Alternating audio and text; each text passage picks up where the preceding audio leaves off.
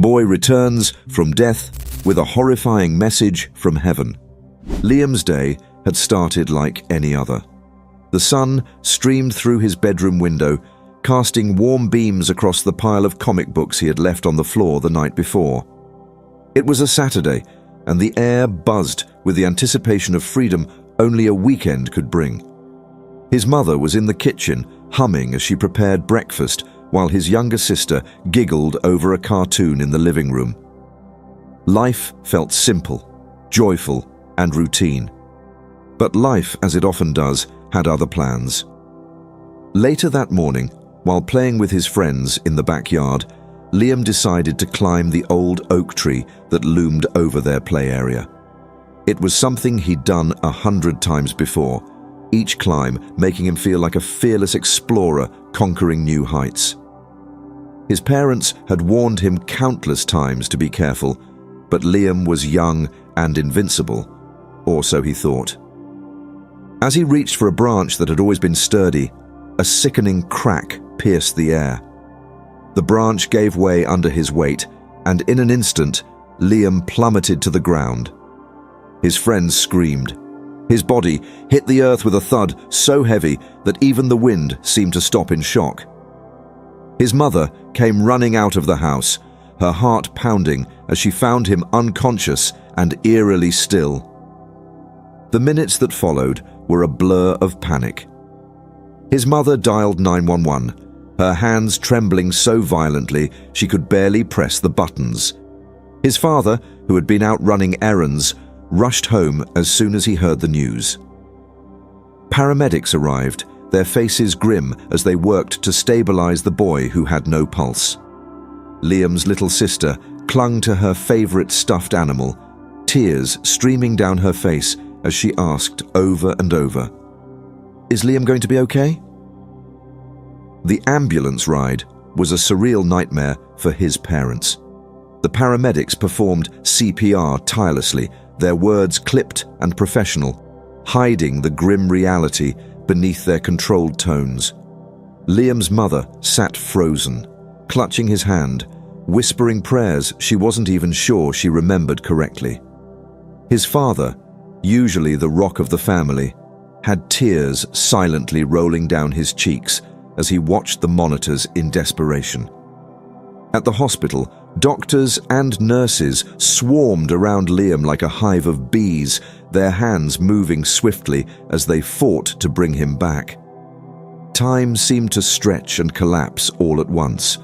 Seconds felt like hours, and yet everything was happening so fast. Machines beeped in chaotic rhythm, and the words "no pulse" were repeated with a finality that made Liam's mother feel as though her world was ending. And then, at last, a miracle. Just as the team was preparing to call the time of death, Liam's heart sputtered back to life. The flat line on the monitor turned into a weak but steady rhythm. The room erupted into cautious relief, but the doctors warned his parents that he wasn't out of the woods yet. Liam remained unconscious, his small body hooked up to tubes and monitors, while his family gathered around him, praying for his recovery. When Liam finally opened his eyes hours later, the first thing he did was blink up at the concerned faces surrounding his bed. His mother kissed his forehead, tears spilling down her cheeks as she whispered, "You're back, sweetheart. You're back." But Liam's gaze wasn't on his mother. It wasn't on his father or the nurses bustling around him. His eyes were wide, filled with a mixture of awe and fear, as he whispered his first words since the fall. "I was in heaven," he said softly. His voice was hoarse, barely audible, but his parents froze. "And I met Taylor Swift." His mother exchanged a confused look with his father, their initial relief giving way to bewilderment. Liam wasn't joking. His expression was dead serious. He began to speak slowly, as if he were trying to find the right words to describe something beyond comprehension. "There was so much light and music," he murmured. "It was beautiful. She told me things, important things." Though they wanted to question him, Liam's parents let him rest, assuming it was the result of the trauma and the medication. But over the next few days, as Liam regained his strength, his story grew more vivid, more detailed, and more impossible to ignore. Whatever had happened during those minutes when his heart had stopped, it had left him with memories that would change his life and theirs forever. Liam described the moment he left his body as if it had happened seconds ago. He explained to his parents, and later to anyone who would listen, that he felt himself floating upward the instant he hit the ground. There was no pain, no fear, just a sudden lightness, like he had shed a heavy coat he didn't realize he was wearing. He could see everything clearly. His own body lying crumpled on the ground, his friends screaming for help, his mother running toward him, her face twisted with panic. But the scene below him began to fade quickly, as if he were being pulled upward by an invisible force. The world around him grew brighter and brighter, but it wasn't an ordinary kind of brightness. It wasn't harsh or blinding. Instead, it felt warm and alive, as if the light itself had a presence. Liam described it as being wrapped in a comforting embrace, a feeling so pure and profound it brought tears to his eyes. He said he instinctively knew he wasn't alone, even though he couldn't see anyone else at first. As he moved through this luminous space, the colors around him shifted constantly. Gold, white, and soft pink hues swirled like watercolors in the sky, creating an endless expanse of beauty. Liam said he could hear something faint in the distance, a sound so soothing and perfect it felt as though the universe itself was humming. He later realized it was music, though unlike any music he'd ever heard. Every note seemed to vibrate through him, filling him with a sense of peace and joy that words couldn't fully capture. Then, suddenly, he wasn't floating anymore. Liam found himself standing in a vast open field that stretched as far as the eye could see. The grass beneath his feet glowed faintly, and the air around him shimmered like it was alive. Despite not recognizing where he was, he felt an overwhelming sense of belonging, as though this place had been waiting for him all along. That's when he saw her.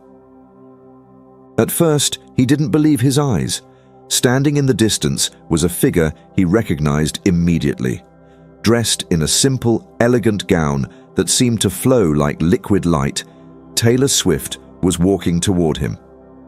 Her hair glowed like spun gold in the ethereal light, and her expression was one of calm and kindness. Liam couldn't believe it. Taylor Swift, the pop icon whose songs he had sung along to in the car, whose posters his sister had plastered all over her bedroom walls, was here, in heaven. "I thought I was dreaming," Liam later recounted. "I mean, why would Taylor Swift be in heaven, waiting for me? It didn't make sense." As she came closer, he noticed something unusual. She didn't seem intimidating or larger than life the way celebrities sometimes feel. Instead, she exuded a warmth and familiarity that put him at ease. She smiled at him, and in that moment, all his confusion melted away. "Hi, Liam," she said, her voice as soft and melodic as her songs. "I'm so glad you're here." Liam could hardly speak. His mouth opened and closed, but no words came out. Taylor laughed gently, her laughter like the chime of distant bells. "It's okay," she said. "You're not here to stay. You've still got so much left to do. But there's something important I need to tell you." At first, Liam thought she was about to deliver a dire warning. The way she looked at him, serious but kind, made his stomach twist with anticipation. He braced himself, his mind racing with fears of what she might say. Would it be bad news about his family? Was the world in danger? The possibilities felt endless and overwhelming. But then she knelt down to his level, her gaze steady and full of love. "It's not a warning," she said, as if reading his thoughts. "It's a message, and it's a good one." Liam was still frozen, unable to fully grasp what was happening. Taylor reached out and touched his shoulder lightly, and in that moment, a wave of calm washed over him. "You've been given a gift, Liam," she continued. "Not everyone gets to see what you've seen or feel what you're feeling right now. When you go back, people might not believe you. They might think you're making it all up. But that doesn't matter. What matters is that you carry this message in your heart and share it when the time is right." "What message?" Liam finally managed to whisper. Taylor smiled, her eyes sparkling like stars. "That everything is going to be okay," she said. "Life is hard sometimes, but love is stronger than anything. Even when things seem impossible, they're not. There's a plan, even if you can't always see it, and you're part of that plan, Liam. You're going to do amazing things." As she spoke, Liam felt a warmth in his chest that grew with every word. It wasn't just the words themselves. It was the way she said them with such certainty and compassion. He believed her, even though he didn't fully understand. "But why me?" he asked. "Why are you telling me this?" Taylor stood up and gestured toward the glowing horizon. "Because you're special," she said simply. "And because the world needs people like you. People who can bring hope and remind others that love is what matters most." Before Liam could ask anything else, the light around them began to shift. Taylor stepped back, her form becoming hazy and indistinct.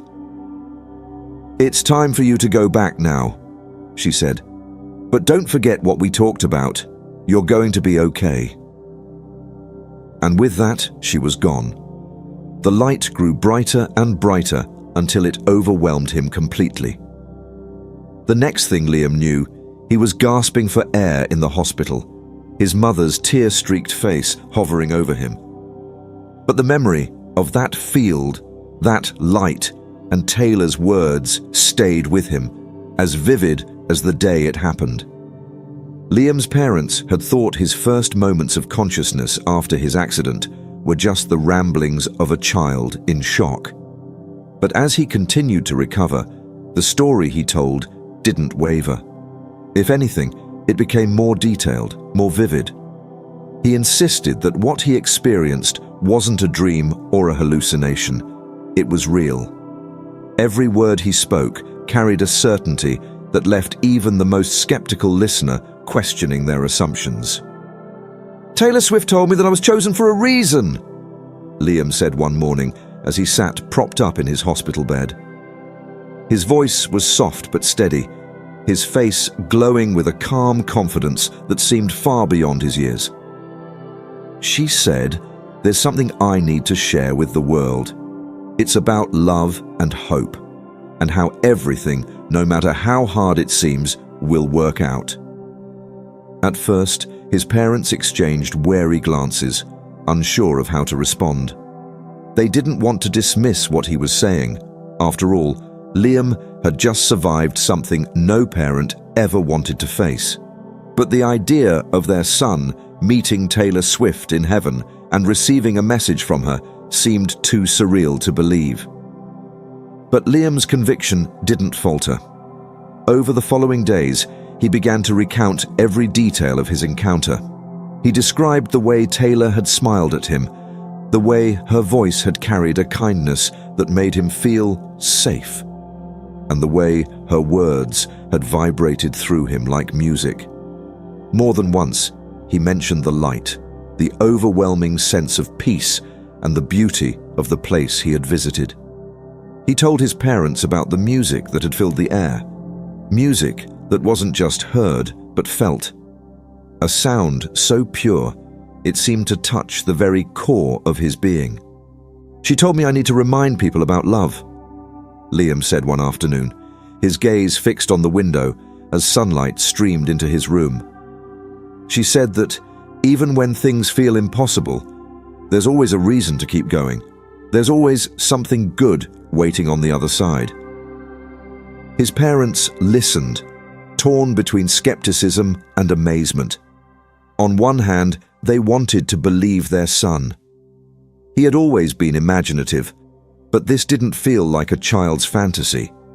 There was something different about the way he spoke, a depth and clarity that felt undeniable. On the other hand, the story was so extraordinary, so unlike anything they had ever heard, that it felt impossible to wrap their minds around it. As word of Liam's story spread among friends and family, reactions were mixed. Some people dismissed it outright, chalking it up to the effects of trauma or medication. Others, however, were intrigued, even inspired. Nurses and doctors who overheard bits of Liam's account couldn't help but be moved. Many of them had seen patients report near-death experiences, but there was something unique about Liam's story, something that seemed to touch everyone who heard it. One of Liam's nurses, a kind woman named Denise, became especially drawn to his account. She often stayed a little longer during her shifts to ask him questions, not out of disbelief, but out of genuine curiosity. "You said she gave you a message?" Denise asked one evening. "What do you think she wanted you to do with it?" Liam didn't hesitate. "She said, 'I need to share it with as many people as I can,'" he replied. "She said people forget how powerful love is, and that's why so many people feel lost.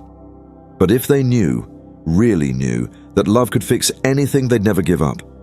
She said the world needs that reminder." Denise nodded, her eyes glistening with tears. "Maybe you're right," she said quietly. "Maybe the world does need that." But Liam's message wasn't just about love.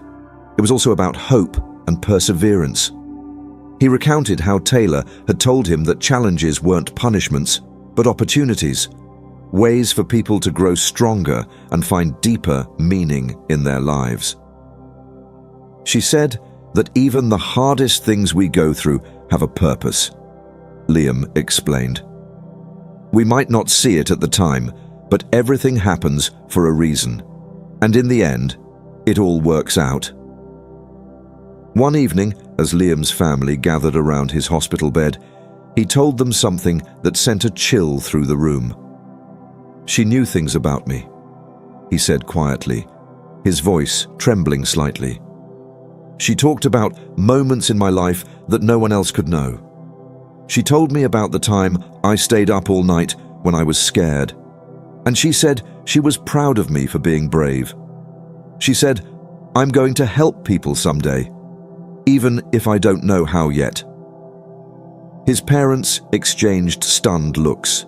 Liam was referring to an incident that had happened months earlier, a night when he had confided in no one about his fears. How could he possibly know that Taylor or anyone was aware of such a private moment? Liam's sister, who had been quiet through much of the conversation, finally spoke up.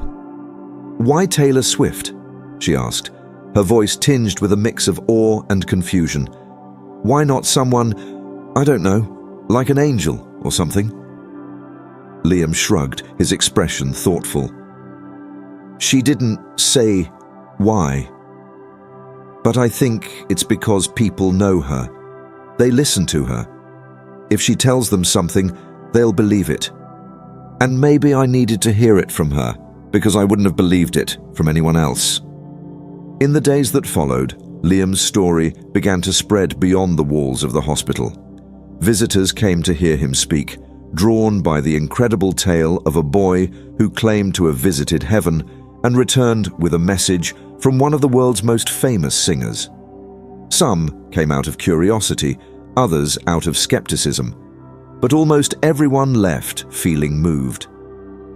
As Liam continued to recover, he began to realize the weight of the message he had been given. It wasn't just a story to tell, it was a responsibility. He had been chosen, in some inexplicable way, to remind people of something fundamental and universal: that love, hope, and faith could carry them through anything. And as he shared his experience, he saw the impact it had on others. The way their faces softened, the way their eyes filled with tears, the way their hearts seemed to open. It wasn't just a message, it was a gift. And Liam knew he was meant to share it. As Liam began to recover physically, the emotional and spiritual weight of his experience deepened.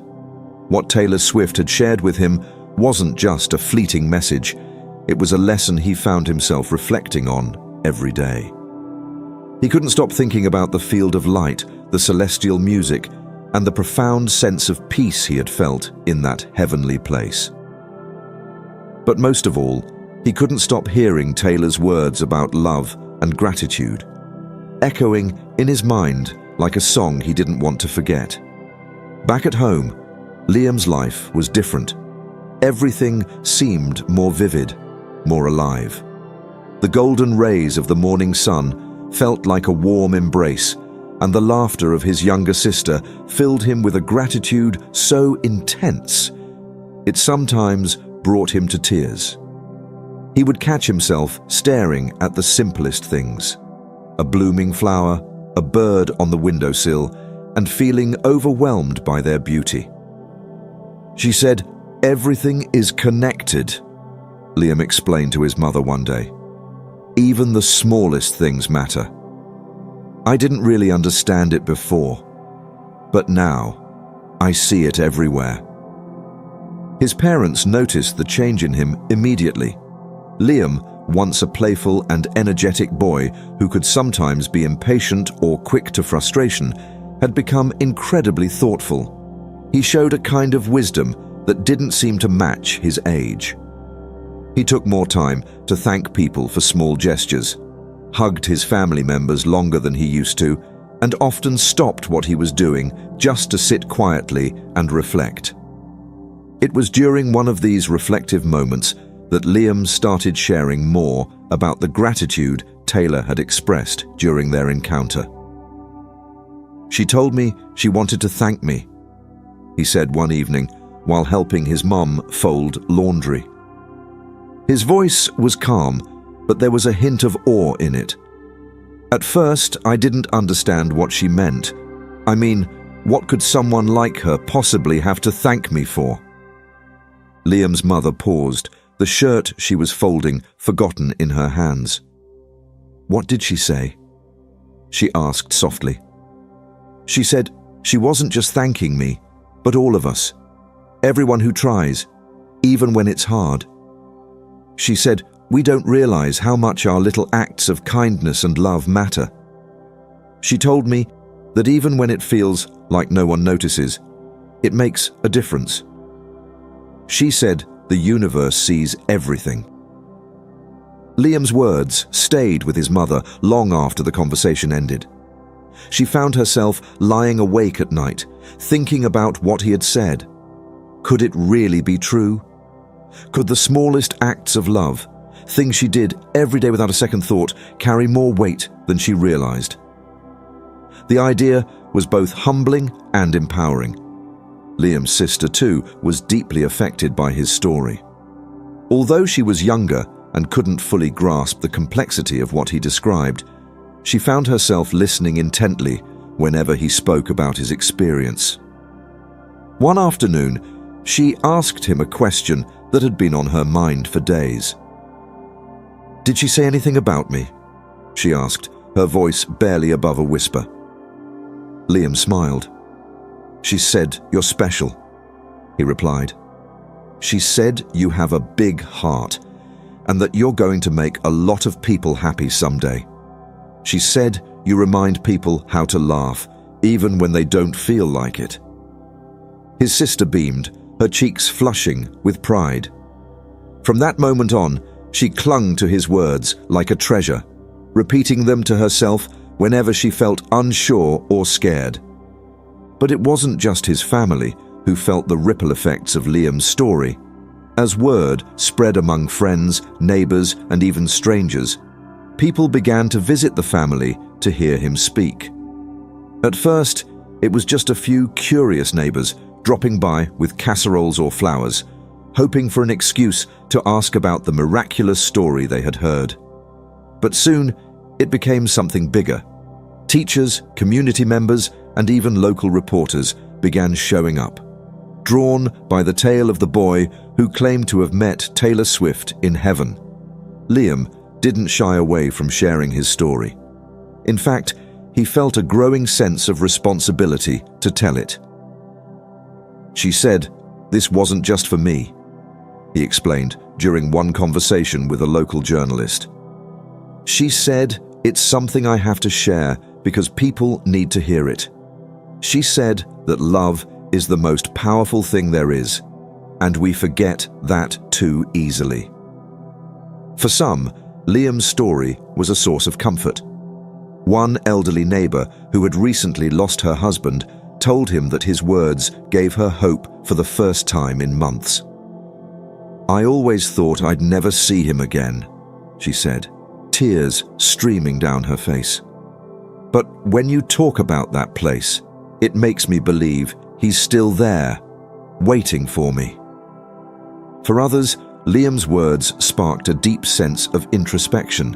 A teacher from his school admitted that she had been struggling with burnout and questioned whether her work made any difference.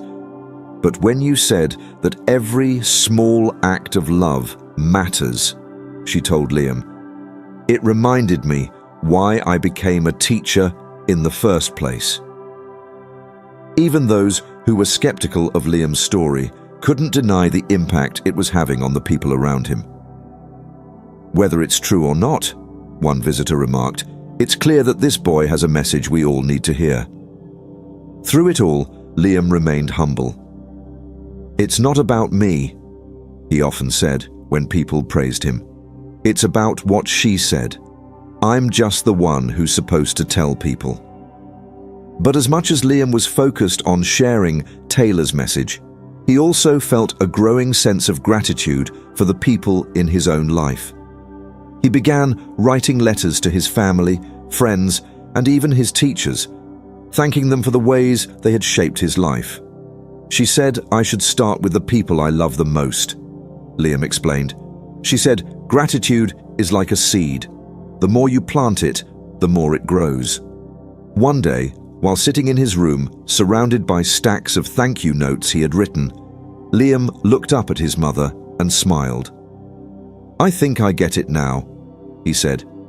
She wasn't just talking about big things. She was talking about everything, the little things we do every day that make the world better. That's what matters most. And as Liam's words spread, it became clear that Taylor's message was more than just a gift to him. It was a gift to everyone who heard it. "You said, please expand chapter 5 and make it as long as possible. Do not write down the headings or chapters." ChatGPT said, when Liam returned home from the hospital, life felt both familiar and completely new. The walls of his house, the furniture, the toys he used to play with, all the things that had once seemed ordinary now carried a strange significance. It wasn't that they had changed, but he had. The world felt bigger, more alive, and yet somehow more fragile. Liam knew he had been given a second chance, and he was determined not to waste it. The first few days back home were overwhelming. Neighbors dropped by to welcome him back, their arms full of baked goods and flowers. Friends who had heard about his near-death experience came over, some curious, some supportive, and a few who didn't quite know what to say. Even his teachers stopped by, their faces filled with awe and concern. Liam was grateful for their kindness, but he couldn't help feeling like the person they were talking to, the boy who had visited heaven, was a stranger to him. He was still figuring out who he was now. The real challenge, however, was going back to school. Liam's story had spread far beyond his immediate circle, and by the time he returned to his classroom, everyone had heard about it. Some kids bombarded him with questions. What was it like? Did you really meet Taylor Swift? Are you like a celebrity now? Others were less kind. A group of older boys teased him relentlessly, calling him a liar and a weirdo. They made jokes about him faking a trip to heaven and spread rumors that he just wanted attention. Liam tried to ignore them, but their words stung. For the first time since his experience, he began to doubt himself. That evening, Liam sat alone in his room, clutching the small notebook where he had started writing down everything he remembered about his time in heaven. He stared at the pages, wondering if maybe he had imagined it all. Maybe the skeptics were right. Maybe it was just a dream, a strange hallucination caused by his accident. But then he thought of Taylor's voice, so clear, so kind, and the way her words had filled him with a sense of purpose. Deep down, he knew it was real. The next morning, something incredible happened. Liam's mum handed him an envelope that had arrived in the mail. Inside was a handwritten letter from someone he never expected to hear from: Taylor Swift. The letter was short, but heartfelt. She wrote about how she had heard his story through the grapevine and was deeply moved. "I don't know what happened to you up there," she wrote, "but I believe your message is an important one. Love, hope, and gratitude are things the world can never have too much of. Keep sharing your story. It's making a difference." Liam stared at the letter in disbelief, his heart pounding. Taylor believed him. Not only that, but she wanted him to keep spreading the message she had shared with him. It felt like a sign, a confirmation that he wasn't imagining things, and that what he had experienced truly mattered. Buoyed by her words, Liam began to embrace his role as a messenger. He started small, sharing his story with his classmates during show and tell. At first, he was nervous, expecting more teasing or disbelief. But to his surprise, his honesty and sincerity won them over. Even the kids who had mocked him before seemed curious, their usual sarcasm replaced by quiet attention. By the time he finished speaking, the room was silent. From there, the ripple effects of Liam's story began to grow.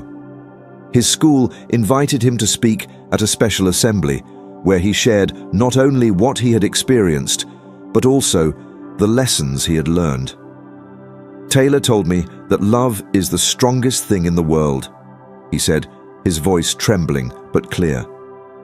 "She said that even when we feel small or scared, love can make us strong. And she told me that every little thing we do, every act of kindness, every smile, every thank you matters more than we know." The assembly was a turning point. Teachers, parents, and students alike were moved by Liam's words, and his story quickly spread beyond his school. Soon, local news outlets were reaching out, asking to interview him. His family was hesitant at first, worried about the attention it might bring, but Liam insisted. "It's not about me," he said. "It's about the message. People need to hear it." As Liam shared his story with wider audiences, he began to notice something remarkable. People weren't just listening, they were changing. He received letters and emails from strangers who said his words had inspired them to reconnect with loved ones, forgive old grudges, or simply be kinder in their daily lives.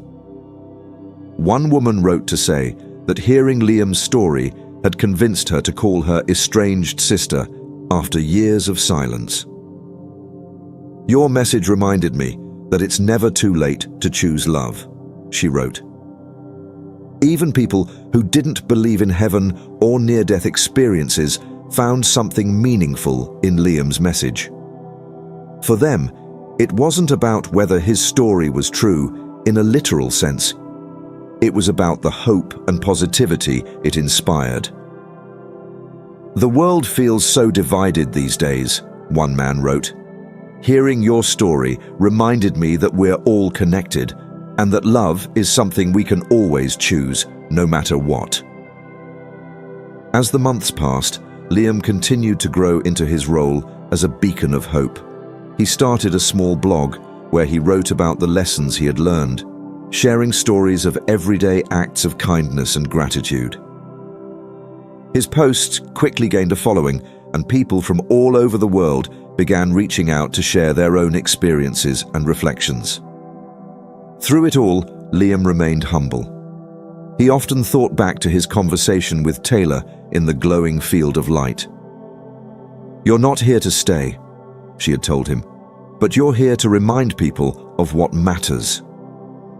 Those words had stayed with him, guiding him through the challenges of sharing his story and the weight of being seen as someone extraordinary. One evening, as Liam sat with his family around the dinner table, his father looked at him with a mixture of pride and wonder. "Do you ever wish it hadn't happened?"